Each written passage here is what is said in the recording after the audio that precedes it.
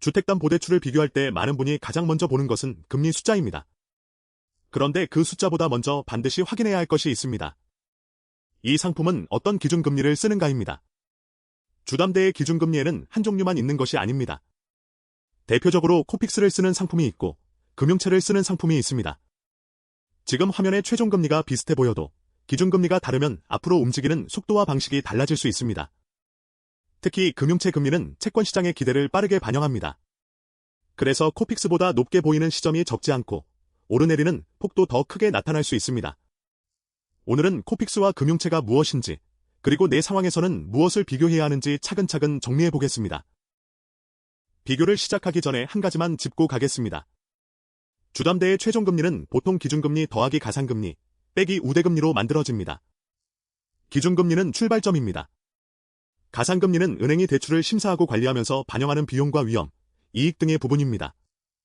우대금리는 급여이체나 카드 사용처럼 은행이 정한 조건을 충족했을 때 깎아주는 할인입니다. 예를 들어 기준금리가 3.0%이고 가산금리가 1.8%이며 우대금리가 0.5%라면 최종금리는 연 4.3%가 됩니다. 그러므로 코픽스가 더 낮으니 무조건 이 상품이 싸다고 바로 결론 내리면 안 됩니다. 다른 상품의 가산금리와 내가 실제로 받는 우대금리가 다를 수 있기 때문입니다. 그렇다고 기준금리를 가볍게 봐도 안 됩니다. 기준금리는 대출 기간 동안 금리가 다시 정해질 때마다 출발점이 될 수 있기 때문입니다. 코픽스는 자금 조달 비용 지수입니다. 말이 어렵지만 은행이 고객에게 대출해줄 돈을 마련하면서 실제로 부담한 평균 이자 비용에 가까운 숫자라고 이해하면 됩니다. 은행은 고객의 예금과 적금으로 돈을 마련하기도 하고 시드나 금융채처럼 다른 수단을 쓰기도 합니다. 코픽스는 주요 은행이 이렇게 돈을 마련한 비용을 모아 계산합니다.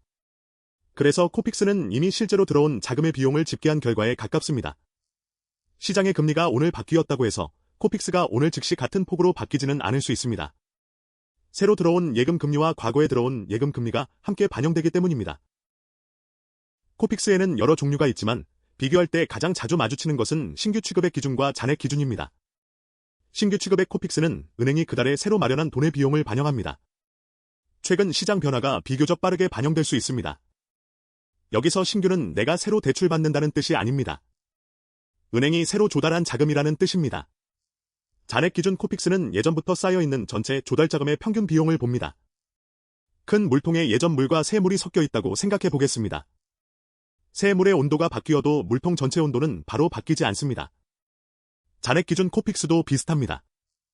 금리가 오를 때는 상승 속도가 완만할 수 있지만 금리가 내려갈 때도 이나 효과가 늦게 나타날 수 있습니다. 금융채는 은행이나 금융회사가 자금을 마련하기 위해 발행하는 채권입니다. 쉽게 말하면 은행이 투자자에게 돈을 빌려주면 약속한 이자를 드리겠다고 쓰는 차용증과 비슷합니다. 금융채 금리는 이 채권이 시장에서 거래되면서 형성되는 금리입니다. 주담대에서 금융채 5년물을 기준으로 쓴다는 말은 만기가 5년인 금융채의 시장 금리를 대출 금리의 출발점으로 활용한다는 뜻입니다. 금융채 금리는 시장 참여자들의 예상에 민감합니다. 앞으로 기준금리가 내려갈 것이라는 기대가 커지면 실제이나 전에도 먼저 내려갈 수 있습니다. 반대로 물가나 금리 인상 가능성, 채권시장 불안이 커지면 먼저 오를 수 있습니다. 그래서 금융채는 코픽스보다 시장의 분위기를 더 빠르게 반영하는 편입니다. 원문이 제시한 과거 자료를 보겠습니다. 신규 취급액 코픽스는 2025년 12월 연 2.89%였습니다. 2026년 1월에는 2.77%로 내려갔고 이후 다시 올라 2026년 6월에는 3.05%가 제시돼 있습니다. 같은 자료에서 은행채 AAA 5년물은 2025년 10월 2.996%, 12월 3.512%였습니다. 2026년 2월에는 3.746%, 5월에는 4.173%로 제시돼 있습니다. 두 수치를 같은 날짜의 완전한 1:1 비교라고 단순화하면 안 됩니다. 공시 주기와 산정 방식이 다르기 때문입니다. 그럼에도 이 자료는 중요한 차이를 보여줍니다. 이 기간에는 금융채 5년물이 신규 취급액 코픽스보다 높은 수준으로 움직인 구간이 있었습니다. 상승하는 폭도 더 크게 보였습니다. 왜 이런 차이가 날까요? 코픽스는 은행이 실제로 마련한 돈의 비용을 모아 반영하는 지표입니다. 반면 금융채는 채권시장이 지금 거래하면서 앞으로의 물가, 기준금리, 경기, 자금 수요를 먼저 반영하는 금리입니다. 그래서 금융채는 시장의 걱정이나 기대가 커질 때 더 먼저, 더 크게 움직일 수 있습니다. 하지만 이 과거 자료가 앞으로도 금융채가 항상 더 높다는 예측은 아닙니다. 금융채가 코픽스보다 낮게 형성되는 시점도 있을 수 있습니다. 또한 실제 상품의 최종금리는 가상금리와 우대금리까지 더해야 알 수 있습니다. 이 자료가 주는 결론은 예측이 아닙니다. 기준금리의 종류를 확인하지 않고 오늘의 최종금리 한 줄만 비교하면 중요한 차이를 놓칠 수 있다는 점입니다. 은행 앱이나 비교 서비스에서 상품을 볼 때의 순서를 정리해 보겠습니다. 첫째, 광고의 최저금리가 아니라 내 조건을 넣은 뒤 실제로 적용되는 금리를 확인합니다. 둘째, 신규 취급의 코픽스인지, 잔액 기준 코픽스인지, 금융채라면 몇 개월물인지 몇 년물인지 확인합니다. 셋째, 금리가 언제 다시 정해지는지 봅니다. 코픽스 연동형이라면 6개월마다인지 12개월마다인지 확인합니다. 혼합형이라면 고정기간이 끝난 뒤 무엇으로 바뀌는지 확인합니다. 넷째, 기준금리가 어떻게 움직이는 성격인지 봅니다. 코픽스는 실제 조달 비용이 집계된 뒤 반영되는 편이고, 금융채는 시장의 기대를 빠르게 반영할 수 있습니다. 다섯째, 가상금리와 우대 조건을 함께 봅니다. 기준금리가 낮아 보여도 가상금리가 높으면 최종금리는 높을 수 있습니다. 우대금리가 커 보여도 내가 그 조건을 유지하기 어렵다면 실제 금리는 달라질 수 있습니다. 오늘의 핵심은 간단합니다. 주담대의 기준금리에는 여러 종류가 있습니다.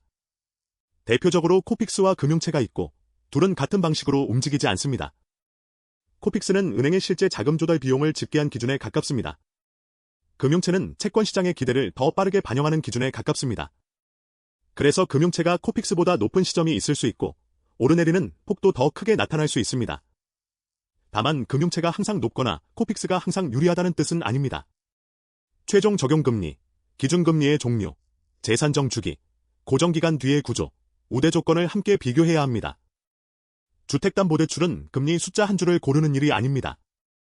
앞으로 내 이자가 어떤 규칙으로 바뀔 수 있는지 확인하는 일입니다. 실제 적용금리와 상품 조건은 개인의 소득, 담보, 대출 조건, 은행 심사, 신청 시점에 따라 달라질 수 있습니다. 최종 신청 전에는 은행의 상품 설명서와 약정 조건을 꼭 확인해 보시기 바랍니다. 시청해주셔서 감사합니다.